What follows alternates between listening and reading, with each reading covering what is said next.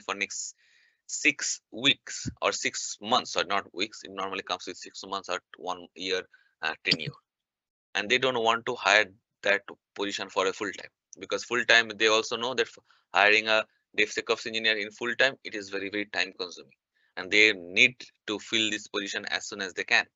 So then they normally create this type of position. Then they reach out to vendor like us, or they, if they have their preferred vendor, then they reach out to them. Make sense?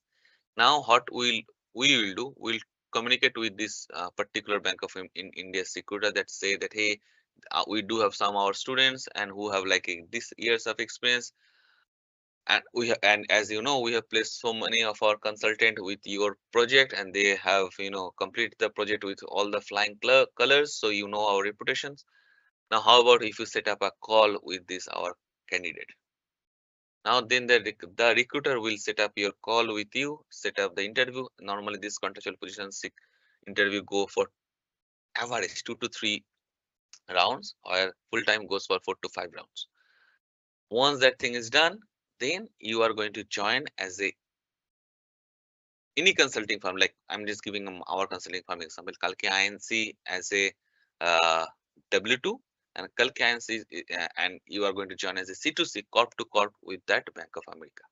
This flow is called contractual position. Full time, everybody knows how. You are just joining that in end user in client, on their direct payroll. So only thing this change, like which company's payroll you are going to join. Now both have their own pros and cons. Full time positions have the hourly rate is less, the salary limit is less, but it's also come with all the benefits. They have a disadvantage: you can only work on a single project. Contractual, you can work multiple projects, that is the advantage, and most of our consultant, they work in multiple project.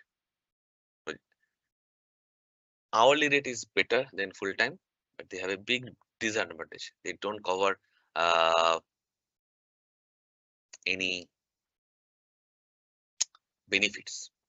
I just last, I think December, in the first week, we got a position that was a very absurd situation we faced. I would not going to take the name of the end, our end client name, because that is like a client and vendor communication secrets. I have to do the give the respect for that. But I'm just think very, but I'm giving you the high level overview of that conversation. One of our consultant, he got a position for a big uh, MNC. They are not a product based company, they are a service based company. Now we had a discussion that they have the position that candidate can join the full time or contractual, both for the same role. Okay. Now if they going to join that position as a full time, then, and that company is based out of California, they are offering $62 per hour. Okay. Normally this full time, they don't discuss about the hourly rate, they discuss about the in the yearly rate, per annum rate. But as a conversation, they mention if they join their full time payroll, they are going to pay $62 per hour. But if they going to join a C2C position without benefits, then they can extend that thing into $93 per hour. The reason behind why they are doing this thing, because if all company, they need to make sure that their reputation is also there. If they hire a full time, they also need to provide you all the benefits. And hiring a full time position, they need to follow like certain number of procedures, which is also time consuming and resource consuming. Contractual, they put everything to us. Now, if tomorrow something goes wrong, they just cut the thread or ask them, hey, can you replace the one? So contractual, before you jump on the board, you need to understand contractual position is very easy to get, very easy to lose. And that's the reason most of our consultant, they work on multiple projects. So if at least from the starting point, if something goes wrong with project 1, still they have to project 2. The same time, the hourly rate is much more, better and smarter than full time, but without any, what is called benefits. Get the idea?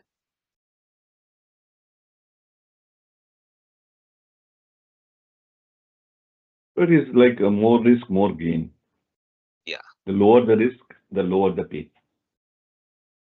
Yeah,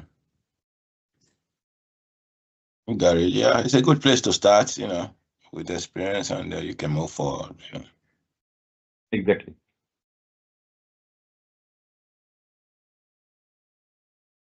There will be a trade-off. So if you are accepting the trade-off, you can. So either you are trading off your risk in respect with respect to the money, the pay package, then you can go for a, a, a bit low package, but with a little bit of less risk. I mean, it's sort of a permanent. It is the other way around as well. So it depends on your thinking, your motivation. Yes. In my belief, Uh, if you are very new and don't know how to, swim in this market, it's always have a good to have a, navigator who can assist you. Once you become pro, you can, and wants to settle with your, because contractual position, if you are working with multiple project, your same time you may earn maybe 18 to 20K per month, but same time your work life balance will be a little bit disturbed, right? Because you are having a um, project you two, or say that again. I didn't get that. like if you are working in multiple projects, so what will happen, your work life balance will be a little bit disturbed, because uh, actually you are working with two projects in within 8 hours, so it will be little rush, but at the same time you are earning more than double than a full-time position. Oh yeah, yes, yes. But at the same time, you also got gathering experience too. Yes, that's true. And one more thing, this DevSecOps position, now there is a one more trend we are looking, like few years before, this all the small company, the startup, they don't want to set up their own cybersecurity team. They normally depend on the other third-party company, especially this big four like KPMG, Ernst and Young, Deloitte. Deloitte is the biggest player on the market. And what is the name? Ernst and Young. Or they have try to take the help from the this cybersecurity specialized service provider like Palo Alto, or a small service provider. Now, because most of these companies at that moment of time, they did not have like a DevOps on their or automation on their development lifecycle. Now they move, as they implement the DevOps and the automation on their production line. They don't want to depend on fully on this third party company. So they are trying to set up their own team on the cybersecurity. So it will be very wiser for or very easy for people, in particularly in DevSecOps and cybersecurity domain, to climb up the C-suite position within next 2 to 3 years, because these small companies or startups, they are trying to set up their company. They not company. This particular cybersecurity team, they call it a team, but basically that is a one or two people's team, and they have a whole responsibility to manage their full company's infrastructure. And then they try to hire 3 to 4 more contractors, because they don't know how the thing is going to move, right? So it is a good time to hit the iron oil. It is hot.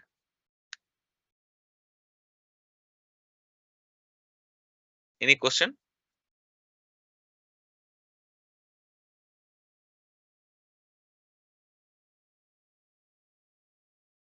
No other question. I'm good. Thank you. Salesi, is it you, Salesi? What'd you say? You just send me a message, right? Well, it was earlier on. I didn't do it. I didn't do it right now. It was early on. You answered it already. Oh, okay. Yeah.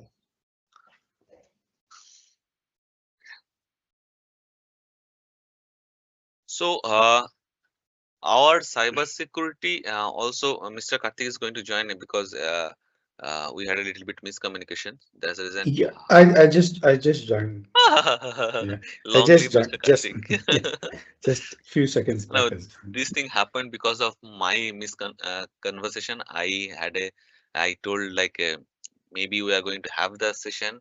So because of that, Mr. Karthik thought we don't have today's any session, and he went outside. But lucky enough, he joined. He's going to start now. Our DevSecOps, these free sessions is already we have completed 7. We are, but we are, uh, you know, trying to start our AI sessions by December. Sorry, again December. December is 8. Jan, from Jan. Actually, we will have another one more after this 1 or 2 more session on the cybersecurity. Then we are going to complete. But the problem happened with the our basic course structure for this mini training is already over. Now if you have any doubts on because we cannot go furthermore, because we're going to have to navigate in some water or some field which we cannot cover in our free sessions, because in this free session we do have some certain limitation. Like, so there's a reason we are trying to repeat some of the sessions, or if you have some doubts, so we can work on that. Make sense?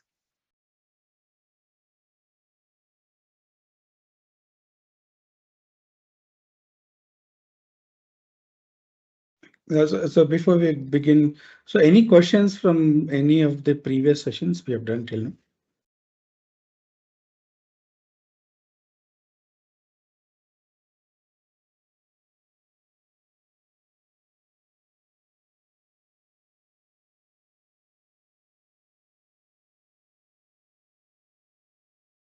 So guys, any queries from related to the what we are doing, content we are doing, And or one more what is thing, that? Mr. Karthik, sorry, because of one of us, because our cybersecurity DevSecOps morning batch is supposed to start from the last Friday. Selassie was here. He is one of the student who enrolled. But because of the Louis, he joined last weekend also. But because of he is little bit out of town, one more student also.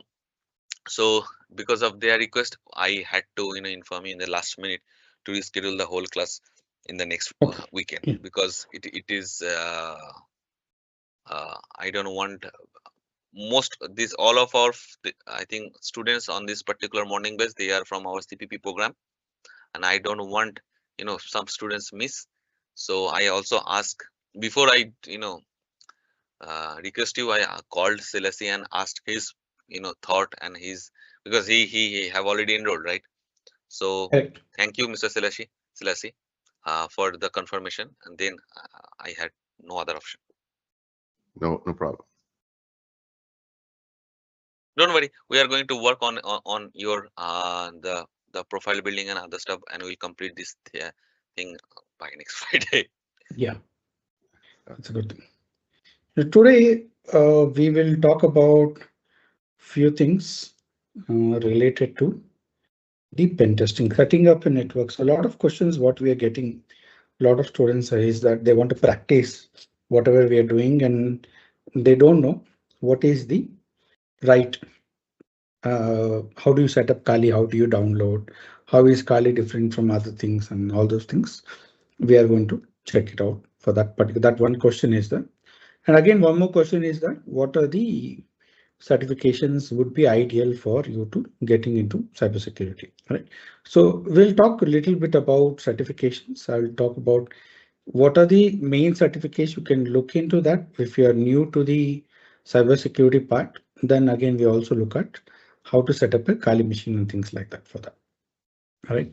So, and other places also you can check out is what are the vulnerable pages where you can actually download and practice certain things. So we'll look into that. So Mr. yeah. Karthik, I have sent you one message.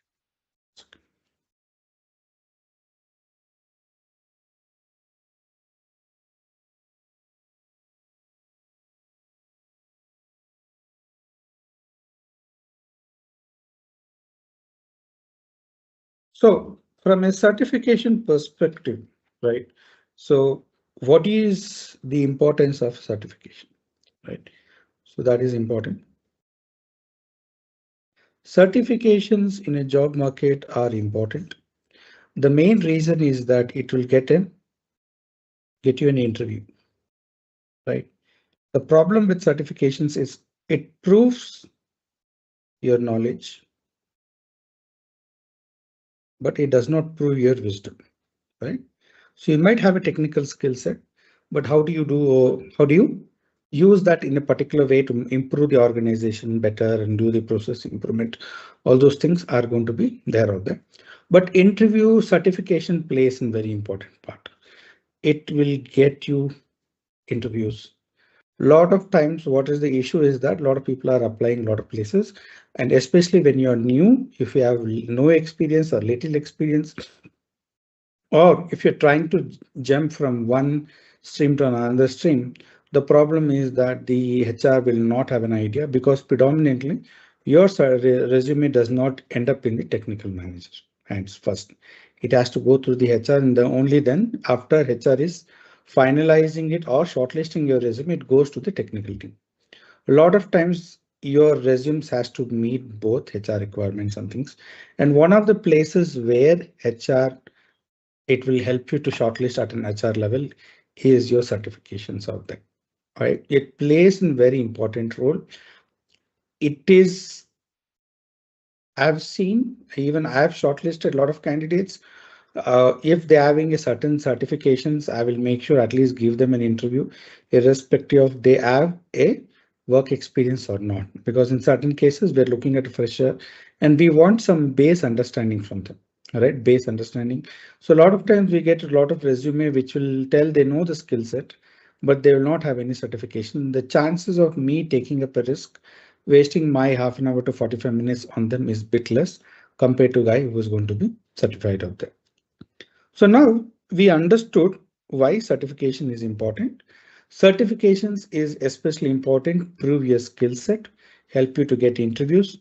In some cases, depending on the certifications, which is going to help you with securing the job also, because that is there. And nowadays we are seeing in job market, there are certain minimum requirement certifications, right? So one of the most common certifications is what we see is CompTIA Security Plus. This is a very important certificate, and this certificate helps you with the basics part of it, and it will give a lot of credibility out there in the interviews also. This basically talks about cybersecurity. It also helps you out understanding to you whether the cybersecurity role, what you're looking at, is it the right role for you? You'll be able to understand. And then again, it will also give you a roadmap about how your career is going to be there in cybersecurity, right? This is a must-have certificate for any cybersecurity role, right?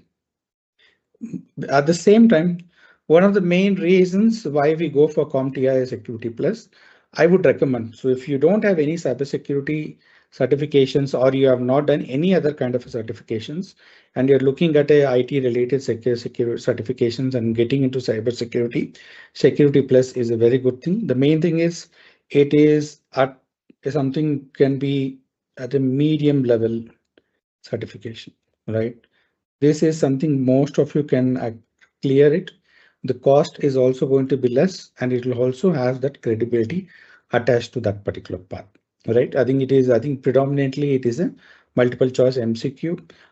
You do get a lot of support from taking up the certification, the content that is going to be there, and it is a lot of support is there, and there's a lot of material also available to help you out with that part.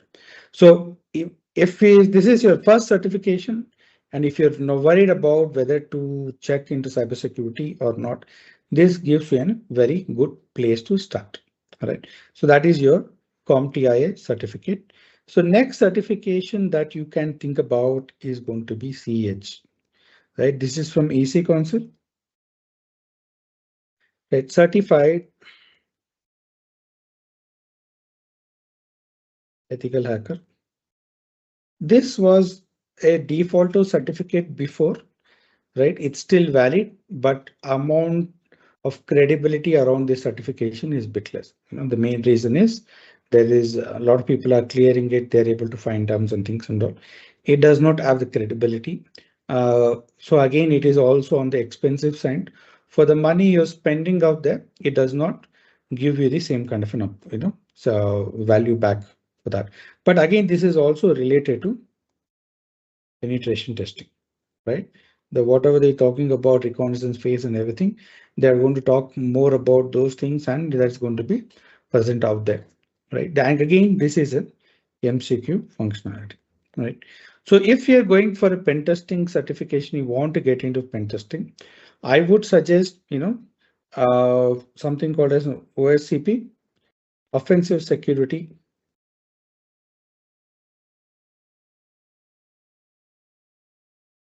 Certified Pen Tester, right? So this is a proper pen test, right? And predominantly it will just prove your ability to take up the pen testing role. And this is a hands-on 24-hour exam. This is not a multiple choice question. This is a practically, you will be given certain servers. You have to hack them, completely compromise, get root access for them. And it is 24 hours. Then again, you will have additional 24 hours to do a report. And once both of them is complete, and if you're compromised, at least 3 to 4 missions out of 5, you will be able to clear. It's very, very difficult. The cost is also very high. I think probably around $6,600 for 3 months of lab plus one exam attempt. Okay. And there is a very good chance this will not be sufficient. I think a lot of people will usually take up 1 month additionally. Lab access is going to charge you around $350, and on a roughly people take about 5 months, and overall it might cost you up to $2,500 on an average. Like a lot of people are there. I know a lot of people who have just done the 3 months course in 15 days and then taken the exam and finished it off. And there are people who have taken the exam without taking up the course also. But you have to take the course is mandatory. Without taking the course, you can't take the exam. So this has a higher credibility when it goes there, but cost is the main drawback for this particular part of that. The main thing, this is an advanced level. They will, if you go to the website, they will tell this is an intermediate level. This is an intermediate level for an experienced pen tester, but not an advanced. It is not going to be intermediate for someone who is really starting afresh in IT, right? That It is is a going good to, one. yes, Intermediate one for experienced people. yes, yeah. So because they have one more exam called OSC, right? So they want to sell that also. So they cannot tell advanced for that. So they make this. I like that. But if you are something completely new to IT and not understanding a lot of how things work, it is not going to be easy at all, right? So I would suggest to start off with Security Plus is going to be a very good place to start. Once you understand that Security Plus, how things are going out there, it will give you a clear-cut picture how things are going to be there. All right. At the same time, what happens is that you may, and there's a way the industry is going right now, the pen test is no longer coming alone as a pen tester. You are more moving into DevSecOps. And when you're moving to DevSecOps, OSCP does not make much of an impact of that, right? And even for when I am interviewing, a lot of organizations, they will hire randomly, blindly if they have OSCP. But for me, I don't do that. For me, I've seen OSCP candidates don't match my criteria. The mainly because OSCP mainly talks about infra compromise, meaning operating system level, service level, and things like that.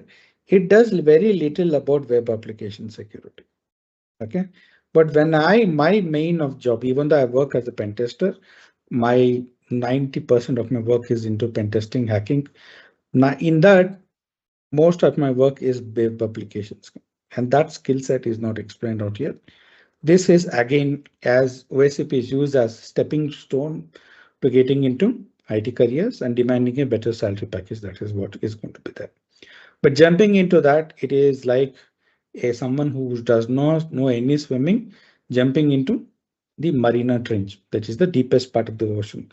So that is how it can be. It can be quite overwhelming, right? And or like, if you have not banged your head to the wall, it means you have not given proper OSCP. That is how irritating it can be, right? Once you've done there, it becomes much more. But Security Plus makes in a very good place to start. It is not too intensive. It is not too difficult to understand. It helps you with the concepts. At the same time, it also helps you with your interview preps as well, because during your interview process, there are certain initial round questions that are going to be asked about you that will also be covered in Security Plus, right? And OSCP alone is not going to be sufficient because the roles are quite different nowadays, right? Even in pen testing organization where they're looking for pen testing, they're looking for internal pen testers who can do much more than that, who can set up DevOps certification and things like that. So it would be very good idea to go with Security Plus along with other cloud or Kubernetes certification or DevOps like Microsoft Azure or AWS certifications. Those has much more better weightage than going with OSCP based approach, right? So 3 certifications that are crucial here is you can take up Security Plus, CEH, and OSCP, and this is for pen testing alone, right? So once you have done your Security Plus, CH does not make much of a sense because the increment is bit less. That is not much of an impact that it brings. Probably having Security Plus is fine. Then you can go with OSCP. That is when you're talking about pen testing. Hello, right? From a DevSecOps perspective, right? Probably I would suggest, going with Security Plus. Then again, you can go with either AWS certification or Azure certification, right? So this is going to change based on the industry trend. Security Plus is going to remain constant, but AWS certification or Azure certification, you will have to do a lot of research, market research, and check out when you're looking at DevOps certificate, DevOps openings or DevSecOps openings out there. There will be certain prerequisites or plus points out there. Check out which certifications that they're looking out there. So based on that, you can take into consideration and then work based on that particular part of it. Right. So any questions related to certifications?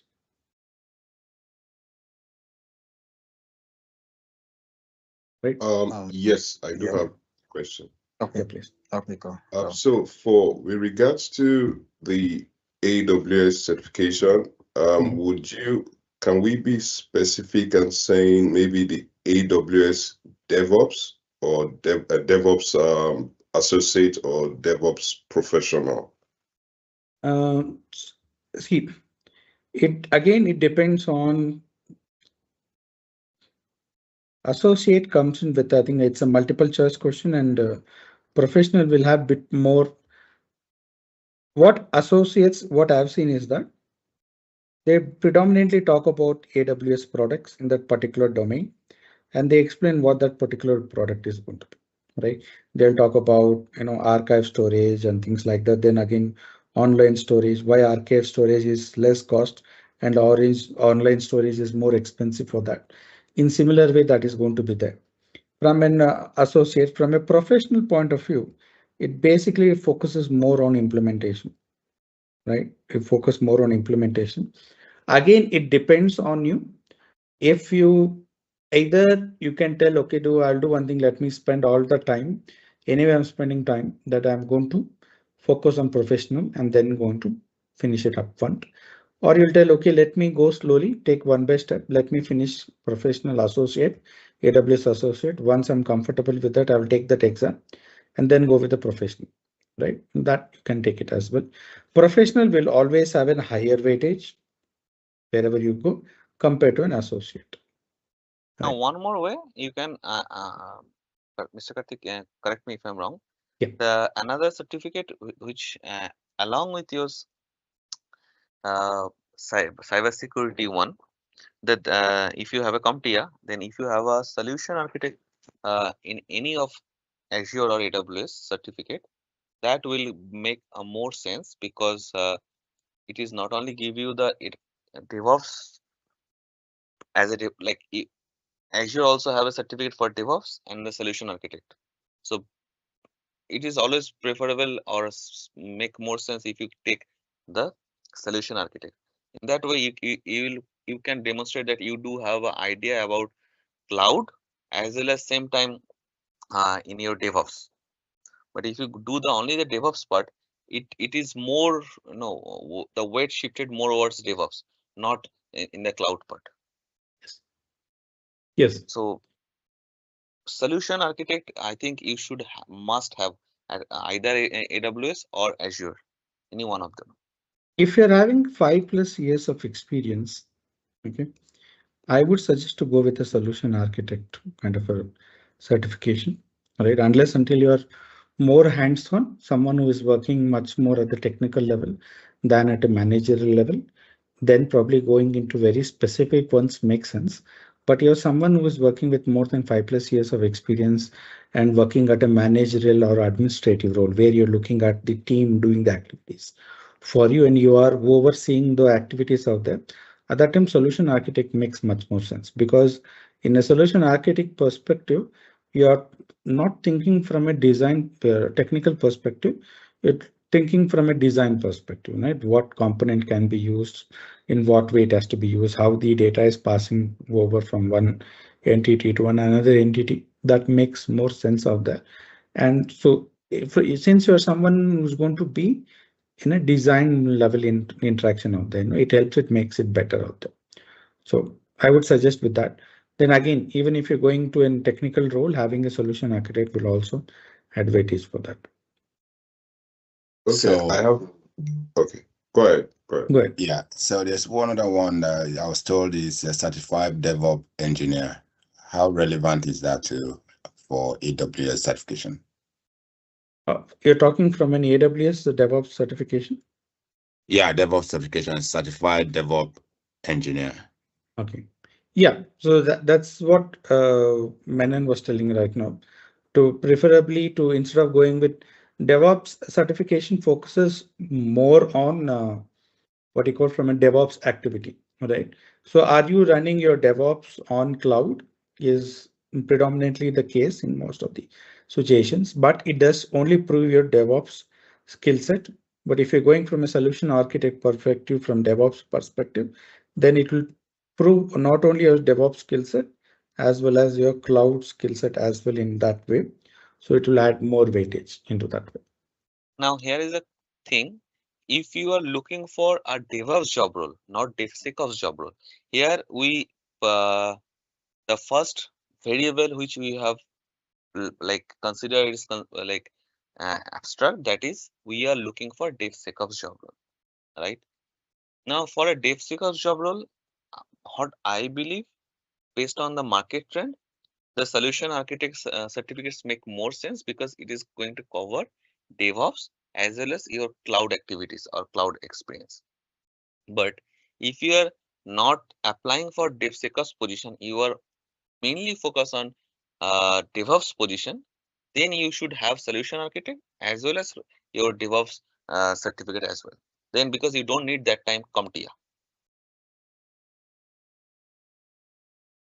Make sense? Yeah. Okay, so my next question is, assuming, for instance, the end goal for me is becoming a cloud security engineer, right? Cloud security. And presently, I already have 1, 2 AWS certification, and I am looking at maybe, like you mentioned, the Security Plus, and also AWS DevOps Associate. What about, would you advise, or is it relevant to have the AWS Security Professional, or you could say that is not compulsory? Once you have just the Security Plus and maybe the AWS DevOps, with all, I already have AWS Solutions Architect and Practitioner. So with all of these, am I good to go for a cloud security engineer? Then lastly, in the DevSecOps, do you need to know anything, any programming language, like maybe Python? Because I saw some article that says, oh, you need to at least know a little bit of a programming language, which is Python, which is supposedly the easiest amongst all the programming languages. From a programming language perspective, it depends on project to project, right? So we have seen very DevSecOps roles where there is a need for code analysis, right? So in those situations, knowing some kind of a programming language is going to be helpful, because you're manually going to look at the developer's code and try to identify any vulnerabilities or issues with that. I'm not talking about SaaS tools also is going to be there, but here SaaS is not there. This is a manual code. Probably you might have to look at that code and analyze what is happening out there. When you run the SaaS tool, you are the one who is going to help with the development team out there. In those situations, Python may, or any programming language is going to be useful for you. In some situations, if there is some form of automation to be done, in those situations, Python makes sense. But in most of the cases, it does not make much. So it is not mandatory that you need to know Python. Having a little bit of understanding will be good, and probably you will be able to get some kind of an support to run some already pre-existing Python role to do your activity. You can probably make small changes to the code and then run it. But writing your own code I have not seen it as a mandatory, what I've seen out there. There are some cases, but not, it is like about 15% of the cases we may need, but major of the cases you don't see that happening out there. Right. The main reason is DevSecOps is you're going to use the underlying infrastructure. Let's say you're using Jenkins, or you may be using some other format of it. Then you're going to add scanners to that perspective out there. Okay, so we'll talk about what is DevSecOps and why it is required out there. That is there.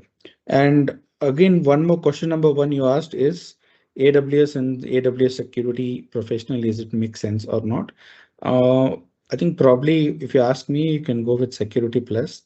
If you already have or other AWS certifications with you, going with Security Plus makes sense, because AWS Security Plus focuses less on security principles, right? But it focuses more on AWS security tools, right? So what are the tools that are available out there and why it is used and things and all. It's going to talk more about that.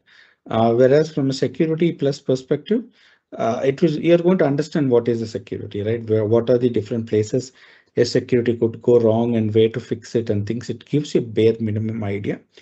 If you're doing both, do Security Plus. If you're not doing the certification, at least go through the content, what is happening out there. So understand what is security is, then probably going with AWS security makes sense out there. Right. How about Yeah. if we have a Security Plus, can you have some little light on the CISO's level certificate, like CISM, Yeah. CSP? Yes. I think if you're going, I would suggest rather than going with Security Plus, so AWS security, CISSP or CISM is much more, CISSP is probably the highest level Holy Grail. certificate for a managerial or an architect role. Okay, architect role. This does not get any better than this. It takes some time. What they talk about, if you ask me, CISSP, a lot of people tell it is very difficult. I have not taken the exam, but I've gone through the content. It is not difficult, but the amount of content they're pushing is too much, right? So what they tell is that your CISSP is an inch deep, but a mile wide, meaning the depth of any topic you're going to talk about there. For instance, let's say the firewall topic, which we covered a couple of weeks back, is what is going to be there in your CISP topic itself. Okay, that is what is going to be covered. Firewall, that's it. They're done with that. So if you know that much, you can answer all of your CISP questions related to firewall. But the thing is that the amount of those topics are going to be covered is very high. I think they have about 14 domains, and again, those domains will have further divisions for that. So that is going to be there. So only thing is that it's going to take a bit more time to go through the content, but it is not something more relevant into that. But again, one more thing, CISSP is completely theory. There is not even a single command you have to learn to clear CISSP, right? But when you go to a meeting or you go into a discussion talking about cybersecurity, you will be in a very good position to tell what has to be done on that, right? From a technical role, right? So this is CISSP is more towards a technical managers who are there who want to implement security or manage security. Whereas the CISM is more towards a proper managerial role, right? Someone at an organization level, you have to maintain the compliance for the, certain organizations are forced to have ISO 27 or SOC 2 compliance or some other, GDPR compliance or anything like that. So for them, CISM is going to make a bit more sense. From a managerial role, it makes more sense of them. Both of them, this is at least there's some technical work going to be involved. This is completely a managerial approach to that. But yeah, so it again, CISSP roles to work more with senior management. They are less interacting with technical team and has much more into decision making roles, right? So they are going to tell how the process approach and go things were like that for that perspective, right? CISP has that. There's if you can get CISSP, I think chances of you having an interview and having a valid questions is very limited because they would. It is very difficult to get a CISSP certified engineers on that, right? So probably they would, even if something, even in your answering, there's some kind of an shortage in your technical skills, they would really overlook all this because the amount of knowledge you bring from a process perspective, from a security principle perspective, you'll have a much more weightage. So technical skills can be acquired. They will help you train and things like that. And that's going to be that, right? Even in organization, once you're there, there are cases where even putting in your resume, currently pursuing my CISP and planning to take in a 30 days time or 60 days time, has actually got people interview, calls because of that as well, right? So you have to think, right? When you're going for the certification, you have to think what is the experience level you're having and what role you're applying for that, right? If you're someone who's been in IT for more than 5 years, your approach is going to be completely different compared to someone with 1 or 2 years of experience, right? If you're someone with 1 or 2 years experience, CISP may not be a good idea, mainly because CISP requires 5 years of experience in cybersecurity as a role, right? So there is a prerequisite for this certification exam. And even after taking the exam, you need to regularly do some certain trainings. You'll get points, and that you have to redeem with them so that the certification gets renewed. Otherwise, you'll have to retake the certification, and that's not a good thing. The amount of content is very high, right? And currently, they have an intelligent approach, right? So computer based, where the questions are going to get tougher as more number of right answers you answer. The next question is going to be tougher, and next question is again tougher. If you answer the wrong question, it is going to give the same level of question. If you answer wrong again, it is going to reduce, right?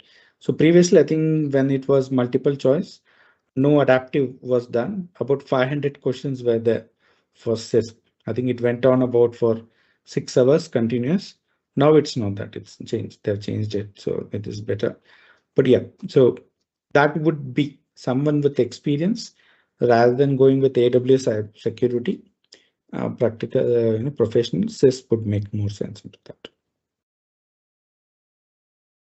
Now, For the sorry, gentlemen, for the security plus, the training we have in DevOps in DevSecOps, is it enough for us to go for the exam, or do we still need to do some other training before we can go for the security plus? I will have to check out the material syllabus. I think we do cover a lot of cybersecurity stuff. There may be certain topics missing out there, but we cover a lot. So that is that. So we cover from the basics of it, firewall and things and all. So I have not, we have to cross check it before telling you 100% yes, everything is covered out there. That was exactly my question that Barabel just asked. Yes, I was going to ask the same question. Is it enough? Because I would like to do the Security Plus as well. I already have books, but I mean, I'm better with videos or live training. So is it enough, or with there's a particular training you guys have that would have to enroll in, or with what we are presently doing covers it? so our training is not designed on any certification based thing, because our goal is not to clear any certification. Our goal is to make sure that your profile should be, complete for the DevSecOps job role. Okay. If you notice our DevOps approach or DevOps training approach, we try to train on Linux on AWS cloud. The reason you need to work on that while you are joined as a DevOps engineer.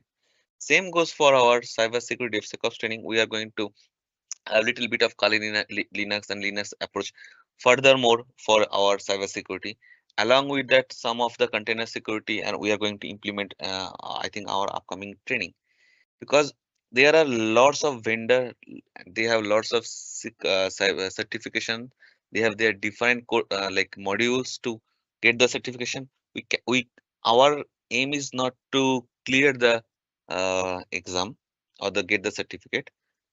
Our goal is to make sure that while you are applying for DevSecOps job role, your position or you whatever tool set and whatever technology you are going to work, we are going to cover.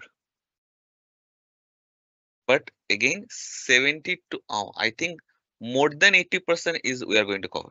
It is by default it will be covered. It is not like we are covering it, by default it will be covered. Thank you.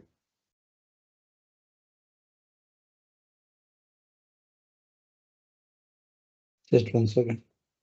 Yeah. And coming back to your AWS Security Plus, it is my personal advice or opinion, not advice, opinion. If you now, if you want to showcase your security knowledge or expertise on through your certificates, try to get the certificates from the security vendors itself, not from the cloud vendors. If you want to showcase your cloud expertise, then go for the cloud solution architect is more than enough. If you want to showcase your DevOps expertise, I think get one certificates like hardcore DevOps expertise you want to showcase or through certification, then go for that Kubernetes or certification or container certification. Yeah, that makes more sense. Right. Okay. Because they are the key players. Yes. So when we look at security, is predominantly the same thing wrapped around in different variations based on the particular underlying process what we are learning out there, right? It is just we are doing it in a different approach. For instance, when we do CI/CD pipeline implementation, we're talking more about scanners to do it automatic in implementation. We're just when we're looking at DevOps as without CI/CD pipeline, there we're running the scanners, security scanners manually, and then looking at how to go about from that perspective, right? So that is how it usually goes.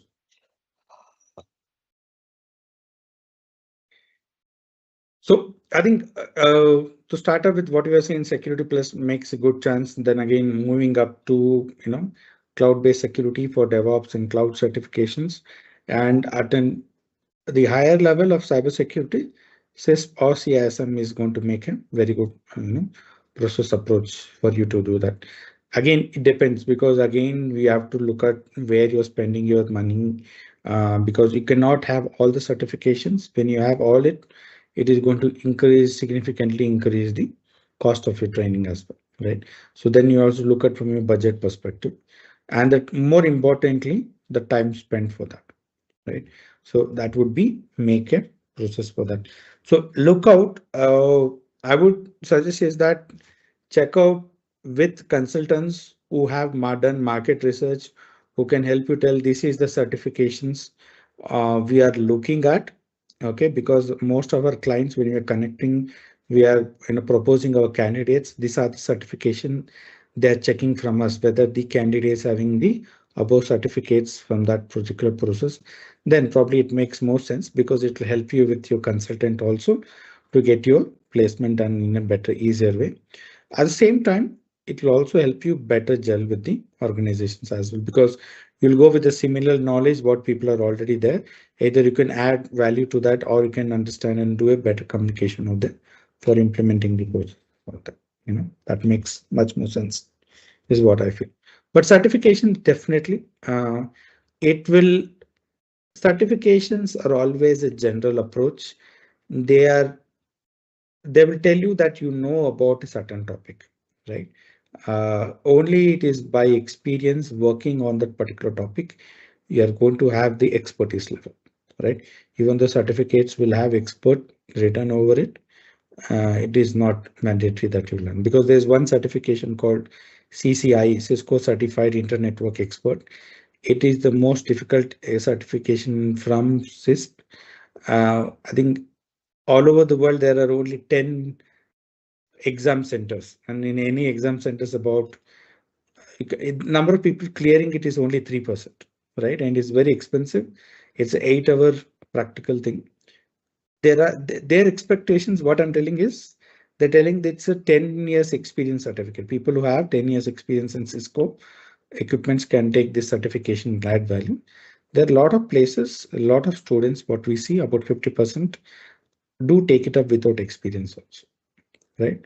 So these people can't go. People who 50% who take without any experience can go there and configure the firewall or anything that is there for the Cisco devices without any kind of a support. They can do it very well because they have that capacity.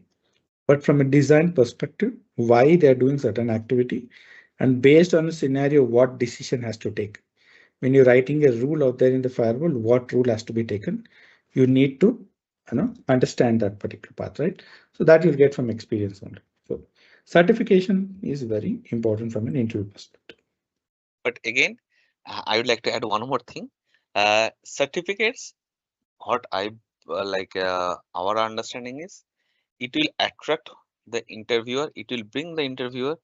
If you have a certain certificate, like one certificate may not have that clear weightage.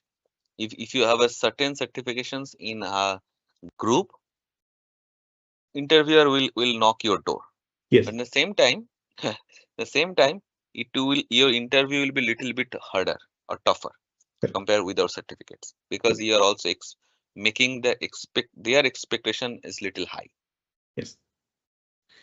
I'll tell you one of my personal experience only. There was an interview for penetration testing in one of the top firms in London for cybersecurity. I cleared all the rounds, but they told they're not continuing with me. The main reason is client is looking for a particular certification at that time, which I did not have. So they told unfortunately, the client is having a service level agreement telling that anyone who's working on the project should have this much experience or they should be certified in this particular certification. There may be in some cases where they will tell this certification is mandatory. Without this, they cannot have the role. For instance, if you're going for CISO roles or someone information security officer roles, without CISP, they may not, encourage at all. So that is also there. Yeah. Okay, I think we are good Okay. with the certifications. Certifications, yes. Yeah. So next we'll talk about, a lot of people question is how do we start pen testing? Right? When we're doing previously all different Nmap and things, their question is going to be how do we set up a Kali Linux? Right? How do we go about doing that part? Right? One of the first things that you'll have to do is that either you might want to install Kali Linux on your machine, but it has a lot of disadvantages because you'll have to overwrite your Windows and have to dual boot, and it will add a lot of technical issues for you. I would suggest to go install VMware. Okay. VMware is a tool that is available where you can run multiple operating systems inside your machine itself. You don't have to worry. And one of those machines can be Kali Linux, right? Okay. So I've already installed VMware. It is quite easy to get access to a VMware. You can download VMware workstation for Windows. You should be able to download this particular version, right?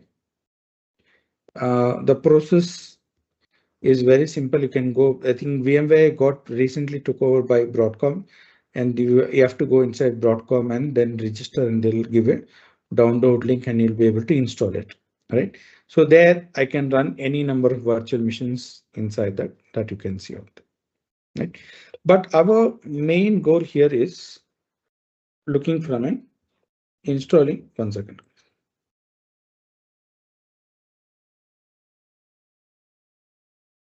Right? Our main goal is how do I set up a Kali Linux and how do I download and what are the things I'm supposed to do in Kali Linux for me to continue with it. So first and foremost, before we could install Kali Linux, what we're supposed to do is we are first supposed to download Kali Linux. Okay. So let me do one thing. I've already opened the page here, but let me do it from first. Right. So go to google.com first. In Google, just type download Kali Linux. Okay. Once you click on this, you'll get a top link out here. Get Kali Linux is there. So click on that part. And here you could see there are things out there. So let me keep it on the light so it becomes easier. So I would most of the time if you want an installation disk for installing Kali, click on the installer image and you should be able to download an ISO file. But if you're working on virtual machines, VMware machines and things like that, I would suggesting click on virtual machines, right? So click on virtual machines.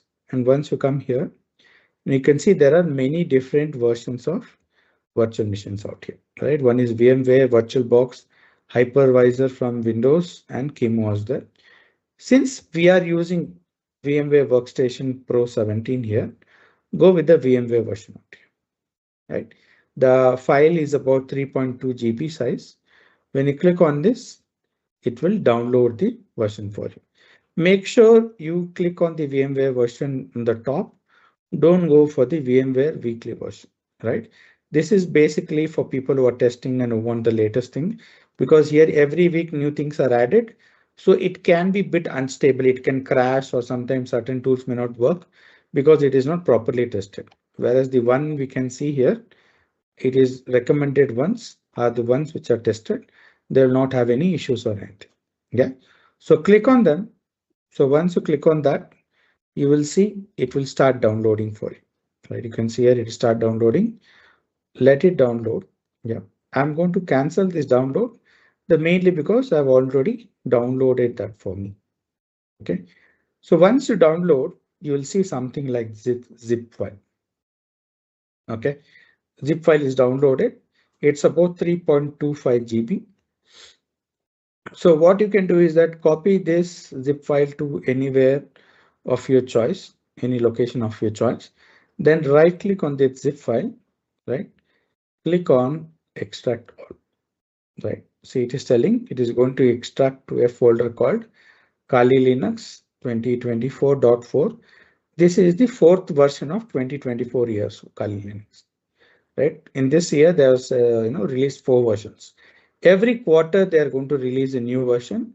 So it goes, right? 2024.1, 24.2.3, and .4. And go with this. Click on the extract. So this is going to take some time because the file size, even though it's 3.7, when you extract it, it is going to be much more higher than that. So usually I would, if you let me not extract it here, what I would do usually is that there's a tool called 7-zip. I would probably unzip it using that, right? If you don't have 7-zip, you can use Windows extract itself. Otherwise, you can go. For that, if you have installed 7-zip, make sure right click, click on show more options. You can see 7-zip here, extract to Kali. This is going to be much more faster, right? So it is going to be there. At the same time, you can see here, the file extension is also 7Z only, right? 7Z is the file extraction ending. So this is much better than doing that. Sometimes it is, if you're having issue opening Kali machine after downloading, it may be some issue with the Windows extractor. So don't worry about that. So now you can see the file is extracted here. And now it is actually about 13.8 GB. When it's in zipped condition, it is 3.25 GB. After extracting, this is going to be 13.8 GB. So double click on it. There's one more folder. Double click on it as well. All right. Now, all the icons are very small. I will view, click on large icons. Right. This makes a bit more easy. You can see there's so many files out here. And out of this, one of the files is looking different. See here, .vmx file is having 3 squares combined here, this logo. Double click on that. When you double click on that, it will open that machine in your virtual. See here, it came up here, right? So it will open up in your VMware workstation. You are not installing Kali Linux at all. It is coming pre-installed for you. When you are doing with other machines and everything, you have to go through when you download Ubuntu, you have to go through the installation process and everything. Then you have to create users and everything. That you don't have to worry here. It is very straightforward. Just click on power on this virtual machine. You will see the Kali Linux is pre-installed. Okay. Press enter. If in case you're using the installer image here and download the installer, it's about 4 GB. You will have to do the proper installation. You cannot get a pre-installed version out here. Okay. So now by default, Kali Linux will have a default username and password. Username is Kali and password is also Kali. Okay. This is the default user. If you're thinking you can log in as root user, it's not possible in Kali Linux initially. We'll see. I'll tell you next. How do I unlock the root user out? So let me log in.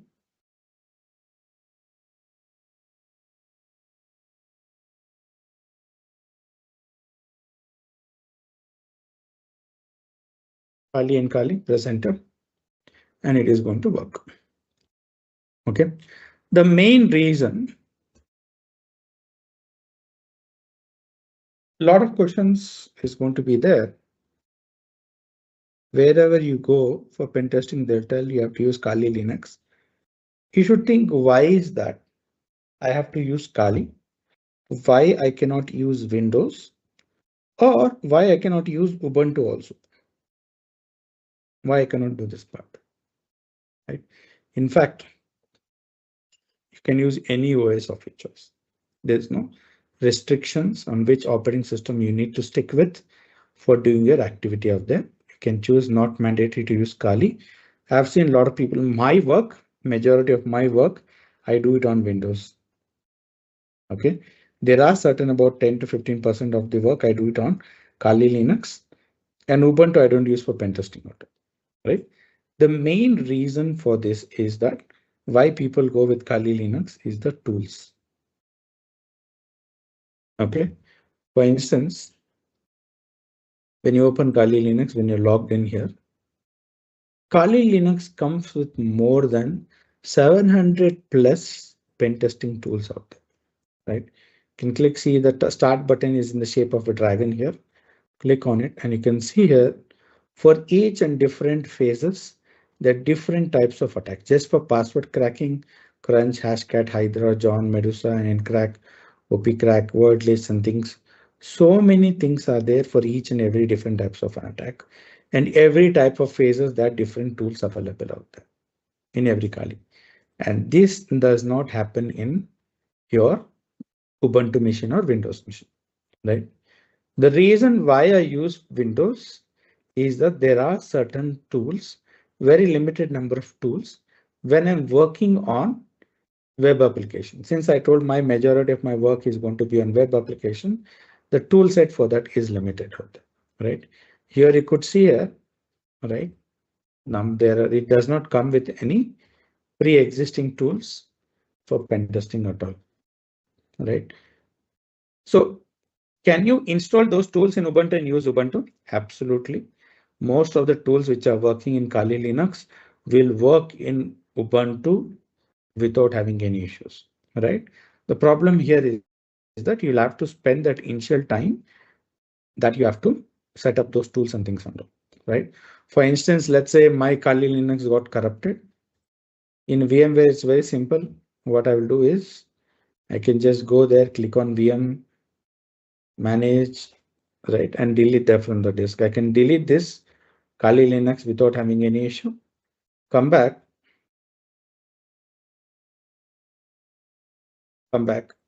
right? Again, extract it, right? Re-extract it and rerun the new fresh version of it. But when you're doing with Ubuntu, it becomes a bit of an issue because after deleting it, you will have to spend a significant amount of time setting up the Ubuntu machine because you have to reinstall all those tools, right? All the issues you face when you're resetting your Windows, right? You have to install your Windows operate or Microsoft Office and things, everything. That's the same scenario is going to happen here as well.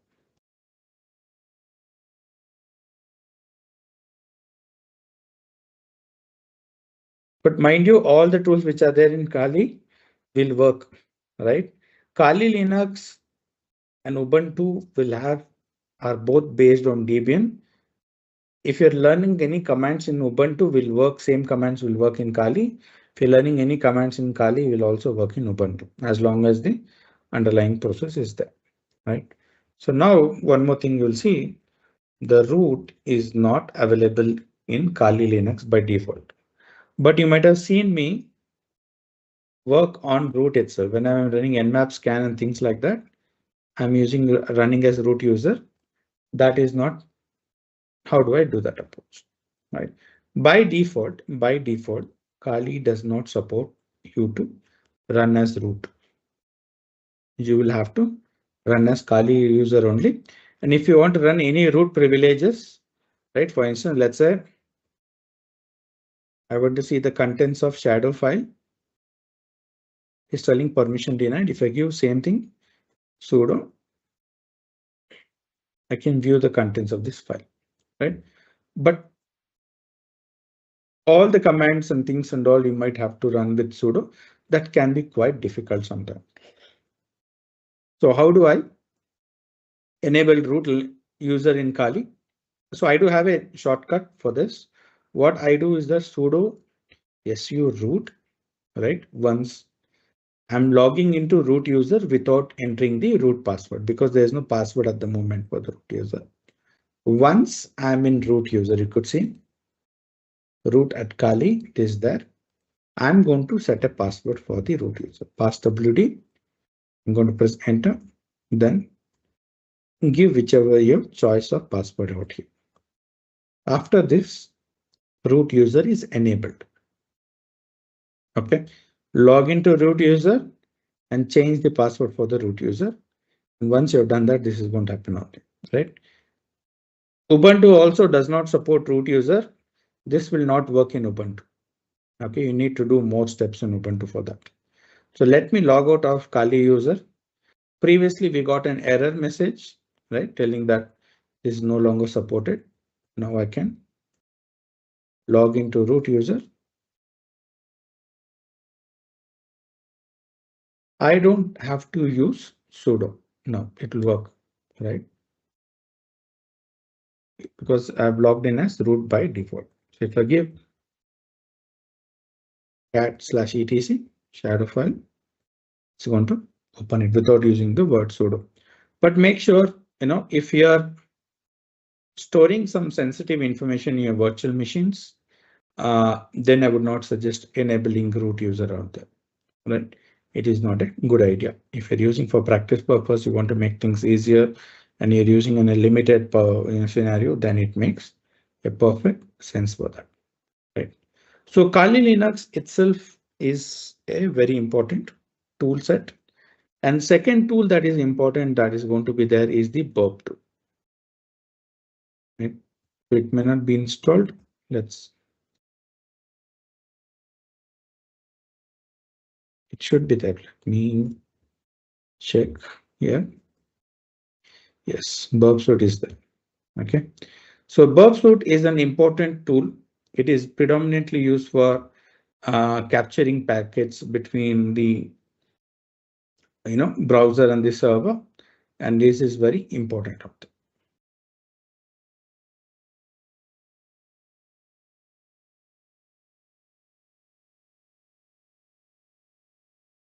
Some of the other tools in the meantime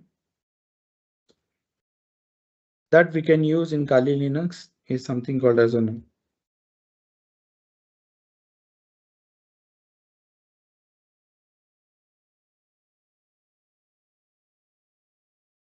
WAF. Okay, this basically tells if the website is having any firewall or not, and things like that is going to be present on there, right? So this is one tool that is going to be used by you. Along with this thing, when you're doing a web application testing, the main tool that is very, very important for you is your browser. Okay, is your browser. Browser adds a lot of processes, helps you with a lot of things. This is where you're going to be running most of your show, right? And for you to make things a bit more easier, there are certain add-ons that are required for you to work on it, right? So one of the add-ons is called as a cookie editor.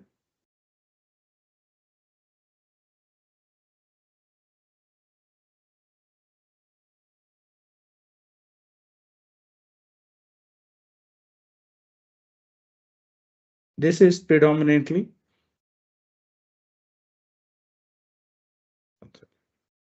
so just make sure you enter Firefox out there, right? You'll get a Firefox add-on out there.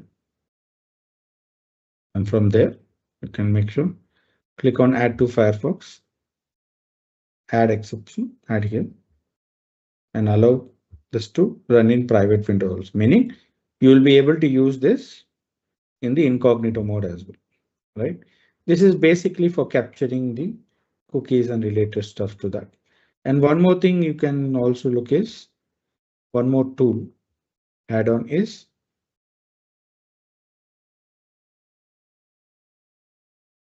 Retire.js.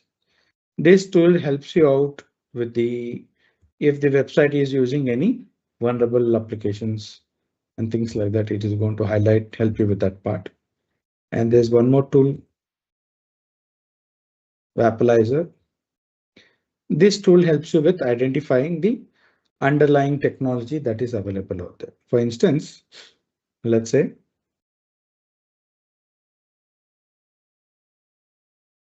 I will open one web page called testfire.net.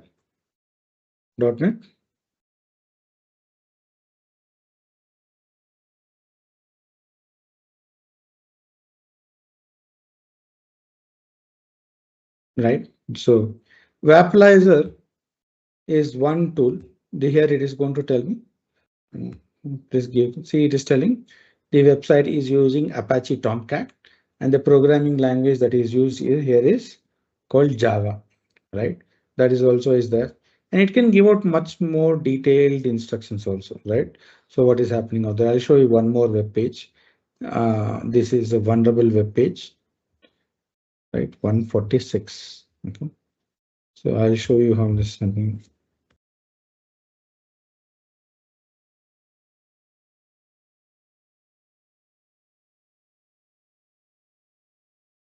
Right.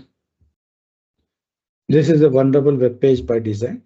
And when you click on Vapalizer, it is giving out so much information. It is telling it is running an Ubuntu operating system. It is telling what PHP version Apache is, which one is using, and SSL and things and all. These are all low level vulnerability, that is available out there, which helps you and aids you in testing your application in a better way. At the same time, cookie editor, if you are seen in the previous session, we could saw that there was a session ID that was used.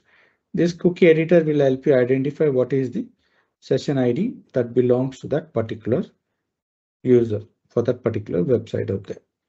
So this is predominantly how it will go. Some of the tools that can be used here is Dirby is one of the tools that is there. Hydra is one of the tools that can be used by us.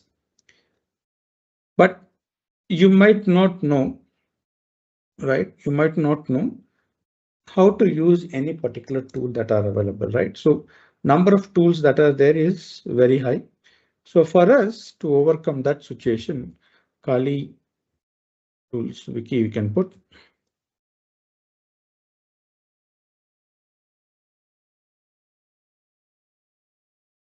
So kali.org.tools.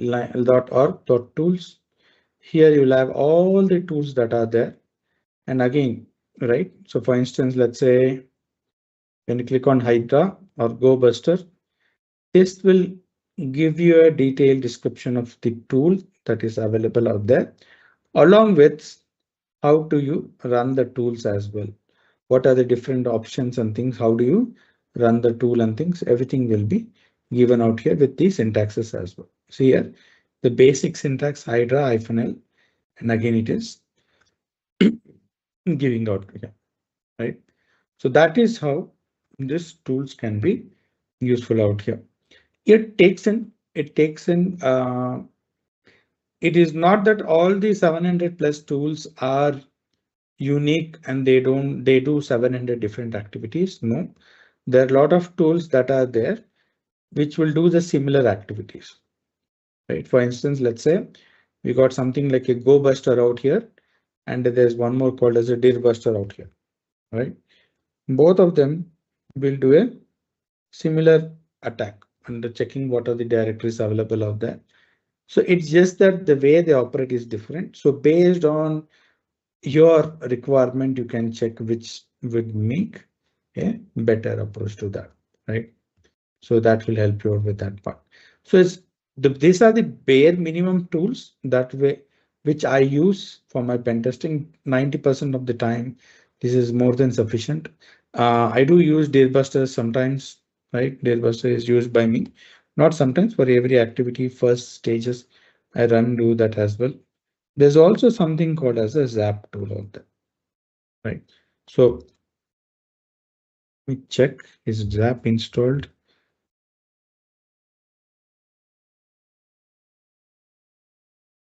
apt update first. Before installing anything, make sure you update the apt.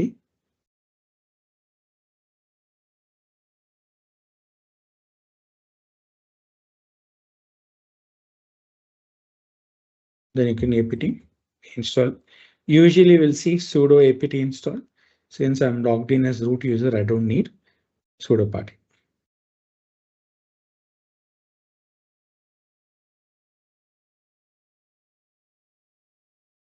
Sudo apt install zap proxy. So it is downloading this. This is very much similar to burp, but this can also be used for scanning website for any vulnerability.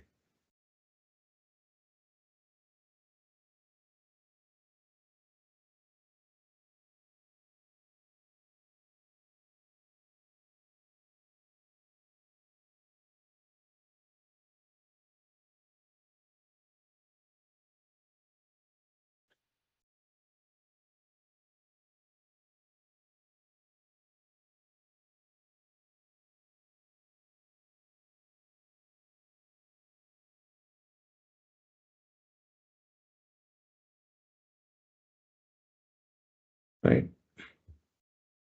And this can be used for scanning websites and everything out there. This, especially when we are doing DevSecOps, Zap plays a very important role in the dash scanners.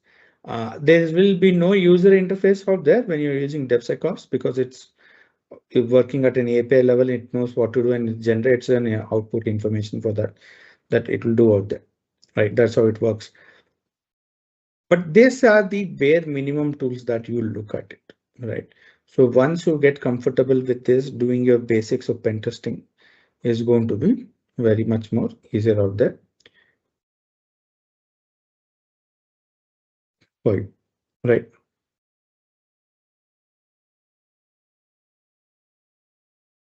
What are the other tools we use? I told Washproof we use Wireshark very rarely. I use Wireshark only for training purposes because to show how the packets are managed in real time, I don't see.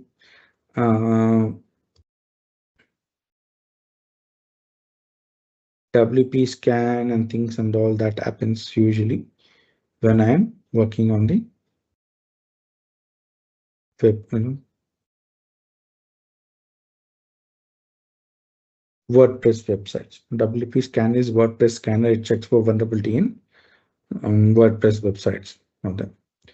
But again, it depends. Right? Depends on what is that you're working on, things like that. The more you get to do the research, you'll see few other tools out there. Right. It might look overwhelming at the starting, like what is that Karthik is doing a lot of activities.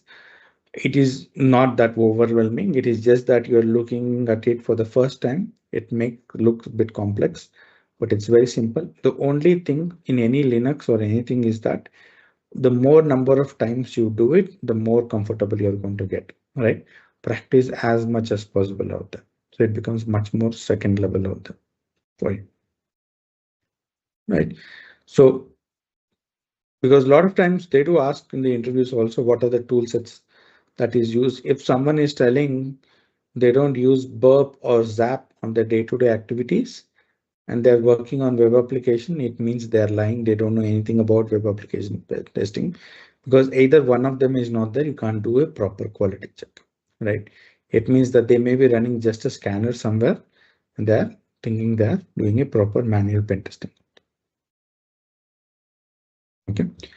So any questions? That's it for the basic setup for Kali Linux, like what people are asking. The reason why there's not much of a problem here is that all the tools are pre-installed, right? So, but we should know where to find other things that are there. Okay. So any questions out here, guys?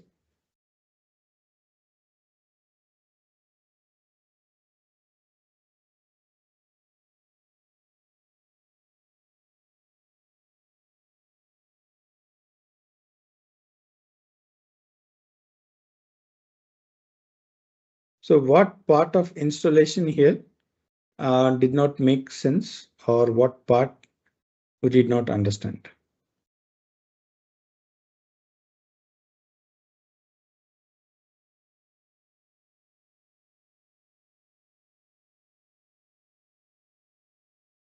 I think everyone understood everything perfectly. Great. Yeah. Thank you. Thank you. It is just about practice, understanding, right? So if you take any any pilot of any aircraft, initially is even though because pilots are most intelligent people out there, you'll feel because quite the entry requirement there is quite difficult, and you see they're much more capable in terms of intellectually. Even them, they will have a checklist before taking the aircraft to the air. They have to go through a set of checklists to check everything is fine. Similarly, from a pen tester's perspective, we all will have a pen testing checklist, right? Along with that, we are going to do some other activities as well to check, but we will also stick to the pen test checking. These are the different checks that has to be completed. So is the website having password policy enabled out there? Am I checking it? Is it following? Yes, it is following. If it not, then it's a vulnerability. Then again, look at that. How is the forgot password policy set up out there? It is done properly? Then check out there. Then again, if it not, we have to enable, look at other different things as different variations. We're talking about sessions, how it is done. Are there any default passwords or things? Those are the different checklists that you're going to do out there, right? And it is very important, right? A lot of people I've seen really good quality pen testers. They will think they don't need a checklist, they can do it, and they'll miss out some of the things, right? It is not that you're looking at 10 to 15 or 25 different variations of vulnerabilities in a website. You're actually looking at around almost 200 different, every web page you're looking at that. In some cases, every page in a website, you have to look for those vulnerabilities, right? So it can be quite overwhelming. It's like fishing. You're putting up a much more wider net, looking at where you can catch a fish vulnerabilities in a similar way, right? So practice makes perfect, because once you do practice, you'll understand where that vulnerabilities will be lurking and what vulnerabilities will be lurking. It makes it much more easier to concentrate on that particular part, right? So that is how it goes into play. Yeah. And again, just take 5 more minutes, right? So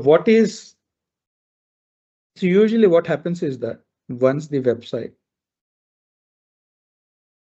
goes into production, right? This is done given for pen test from an external vendor. The team is not going to do. The external vendor is going to do. That is like a consultant like me is going to take that website and going to check out that. So when I do that, I'm going to, because I've got a lot of experience in pen testing and hacking, what is that I'm going to find a lot of vulnerabilities, right? And typically this is going to be around, 20 to 30 different vulnerabilities based on the application that is present out there, right? So when this happens, right, I'll make a report. I'll make a report and send it to the dev team. Now the dev team is going to face a lot of problems because, first of all, I'll be sending it on a Friday. So their weekend is spoiled, first of all, right? Because I do test from Monday to Friday and I have to send a report on that. So now the problem is, and I'm just kidding out there, the weekend is, but the problem is that now there are 30 vulnerabilities in there and they require 30 code changes. And sometimes these code changes can be at an application level. It is not going to be as simple as that. It could sometimes take a couple of months to clear it, right? Literally, I've seen people take 60 to 70 days sometimes to close all vulnerabilities, right? They will close the critical vulnerabilities immediately within 10 days sometimes. Usually it's supposed to be 48, but depending on the situation, they're going to do that. But still the problem is this is going to affect the product or the website that's going to be there. Instead of the development team working on new features, they are wasting their time on adding these functions to the security patches to the application, and they are missing a lot of their other deadlines, right? And certain times coming up with a product and issuing it on time is important. For instance, especially during December, a lot of these offers and websites are getting up for that for more than 6 to 7 months. If it get delayed by even 2 weeks, they have lost a lot of business. It does not make sense for that. So for this, what they wanted was they wanted to find vulnerabilities earlier, meaning they don't want me to find 30 to 41, 20 to 30 vulnerabilities. They want to reduce it, right? So how do they do that part? So that is where your DevSecOps comes into play, right? A lot of these 20 to 30 vulnerabilities can be identified 50% using scanners itself, right? Sometimes even 70% can be identified using scanners itself, right? And different stages that is happening out there. Then that is what is happening on the DevOps section, right? In the CI/CD pipeline, one thing is the DevSecOps engineer knows about these vulnerabilities. So during design phase itself, he's going to recommend remediations or techniques to overcome the issues, right? So the vulnerabilities are fixed in the design phase itself. Even if that some issues are there, they can be in the CI/CD pipeline. We'll have scanners. There are many different scanners. SAST is for source code scanning, checking for any vulnerability in the source code. DAST is looking at dynamic level, right? Looking at different things.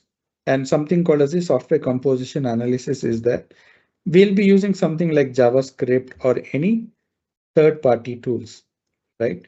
Third-party tools security is not in the hands of the developer, but it is the developer hands what is having.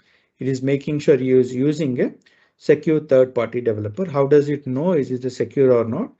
The SCA tool is going to be help you with that, identifying this. And now, since we're using Dockers and things, how do you know the container is secure or not? Right? Again, we're having a security scanner for that. Right? So this is going to happen at the pre-production level itself. I'm able to identify a lot of vulnerabilities out here. So even if I'm really good, right, instead of getting 20, 30 vulnerabilities, it significantly goes down to 5 to 6 vulnerabilities. On an average, I'm not telling. This is not exact numbers. Each website is different. Each way it is going to happen is different. Right? What I've seen in general is that where the situation where they have design phase, they're working on it. Then again, they're implementing different stages. The vulnerability goes down significantly low. Not only that, previously there will be a lot of high and critical and medium vulnerabilities and low vulnerabilities. Now the 5 of them will be predominantly medium or low vulnerabilities. The high and critical ones would have been addressed previously, right? So now this becomes a bit more easier to fix. So now even if the development team getting the report to fix 5 vulnerabilities, it will take less time for them to fix it, right? At the same time, their application is not insecure, reaching out, right? So by the time I do the pen test and send it out, there's a possibility for it to be get hacked. And realistically, that's possible. Now that also has been removed out here, right? The chance of redoing the application is reduced significantly, reducing the cost of the project and also increasing the security of the project. And that is what is happening out there. And that is the reason, right? Internally, they also do pen test now. Even though I'm doing out there, there's an internal pen tester. These internal pen testers are not usually as good, usually not always, usually as good as an external pen tester, because external pen testers will know to test different applications, different.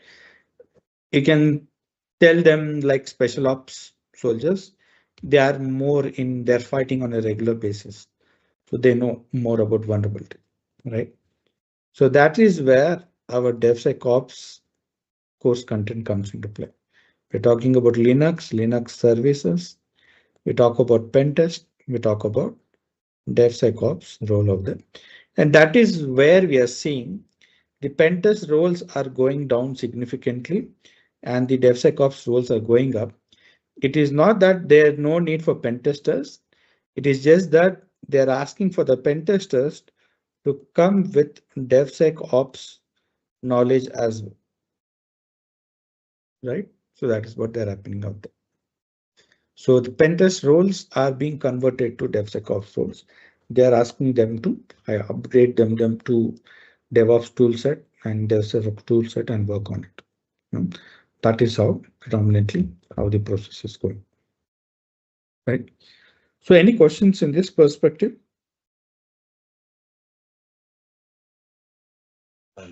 Yeah, can I ask just one? Yeah, please. It's wonderful to know so much information when it comes to cybersecurity, DevSecOps in particular. I'm simply just asking from a simple software engineer who's just transitioned to DevSecOps. And when it comes to, for example, like the certifications, CompTIA, and all these others, as you pointed out, that it is important now that, you know, as a software engineer, you have to have these security skills that you must have. But my question will be, if that is now a requirement, where's the bridging of the gap when it comes to these certifications, where even if you have the money to pay for it, they still require you to undergo extensive, you know, work experience before you can even sit down to qualify for that exam in its own, regardless of the possible. Yeah. Now, from an pen testing perspective, it differs mainly because it's more into understanding where to look from that and from not from an experience perspective, right? It means more into more how much you have practiced into that process is what I feel. Certifications from pen testing perspective, it will help you bridge that gap. So that is you understanding what tool to be used and things. That is what usually when you go from a pen testing perspective, you understand how the websites are going to be vulnerable, how the remediation is going to work. Secondly, when you're using from a DevSecOps, a lot of tool sets are used for scanners. And again, it will help you since you have already have an pen testing understanding, right? It will help you out with how do you read those scanner results, right? Then again, these scanners will get a lot of steps on how do you recover and what is the remediation steps, what are the fix for the vulnerabilities as well. So that you're going to deal with that part, right? So the certifications helps you with that. And again, projects that you're going to work on. And one of the projects, as I told, right, DSO, sorry, B-Box, this is one of those machines that we work, right? Vulnerable machines that are there. Quite a few vulnerable machines are there, which will help you identify different attack vectors, right? So you can see there's a lot of attack vectors out here. And if you have right set of tool sets and checklist, I think this will, it is not something that you will get an expert in 1 or 2 months time, but couple of months time definitely you can have a lot of understanding how it's happening out there. Is that what your question was, Ernest? Kind of, but I was leaning more towards, let's say I'm already working with a certain company. Would it be wise to, remain in that company, or seek out to have that certification and then move on into the ocean and find another company? If you're working in development already, right? Okay. If you're working in development already, web application pen testing is going to be extremely easy out there for you, right? What it will time taken by others to understand web application, say pen testing, is a bit more because they will not have an understanding how the web application is working. Since you're already working as a web application engineer, you know how the interactions between the server and the client is happening out there. And again, you're already used to using developer toolsets. Predominantly, hacker toolsets are predominantly our developer toolsets modified to do certain extra activities out there. So it will help you out with that. I personally, uh, from that perspective, it's not going to be an issue, right? So So if, here, yeah, sorry, Mr. Karthik, let me give a brief the background of Ernest. I think you don't like Ernest. He's our DevOps students. I think he joined 1 or 2 sessions before. It is very happy. We are very happy to announce that Ernest also secured a job recently. So Ernest, what you will the best solution for your scenario is don't leave the job. Continue the project, and if you are while you are working, try to gather, because some of the this CSURS level of certificates you needs like CISM or CISSP, you need some your managerial approval as well as some LOR, okay, letter of recommendation. uh, Even most, if you are working on a full time in big organizations, most of these high paying or are highly costly, this certification is cost covered by your employer, okay. So while you are in the project, try to get the certifications from your company as a corporate training. Now once you got the project, then got the certification, then try to explore the other domain. I don't so far as per my knowledge, even if you are working right now, I know you are working as a DevOps engineer right now, but still your company, most of the company, they have a no boundary that you cannot go for the cybersecurity or DevSecOps certification. yes, Am I answer you correctly? yeah. Did I? Probably you can actually propose security Yes. changes in your own team.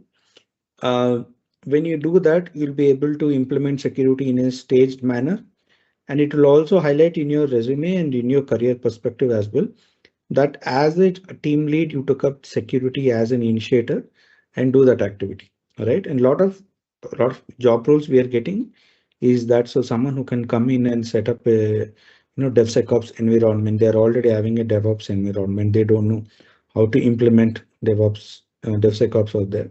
So probably you can use your current employer, probably increase the better their security, but looking at it how they can improve, and you can learn how to do pen testing on their actual websites and identify vulnerabilities which will actually improve the security of your current employees applications, right, man? No, so meaning that if I can highlight that and sort of have a proven record that I've actually implemented those kind of things, Yes. it puts me in a position that, oh, okay, thanks. Yeah. So not only that, because there's a lot of things that you learn or going to a situation where the things is already set up and doing certain activity, your experience is going to be different than raising something from the ashes. Something, nothing is there, you're starting from fresh. You'll see that because there you're doing a lot more interaction with the senior management, getting the approval and getting the team ready and things. There's a lot of other soft skills that you're developing as well. Yeah, that is there that you don't learn from anywhere else. So that would be a good approach. No, thank you, Mr. Karthik. Thank you, Mr. Menon. Most welcome. Yeah, I think we are at the end of today's cybersecurity session. We do have another 2 hours to go for, and Mr. Devashish is waiting eagerly to start his today's session. For next 2 hours, we are going to cover the DevOps one. Uh, Thank you, Mr. Karthik, for your today's this wonderful session. Thank you. Thanks a lot. During this transition from cybersecurity to DevOps, if you guys have any question, we are happy to answer. Then we'll take a 5 minutes break. Then we'll move forward to our DevOps today's session. Quick announcement.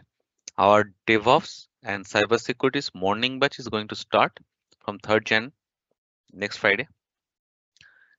Cybersecurity evening batch is going to start 10th Jan, and DevOps evening batch is going to start 17th Jan. All this evening morning means it is, I'm talking about US CST time zone. Okay, so evening batch is mainly focused for our US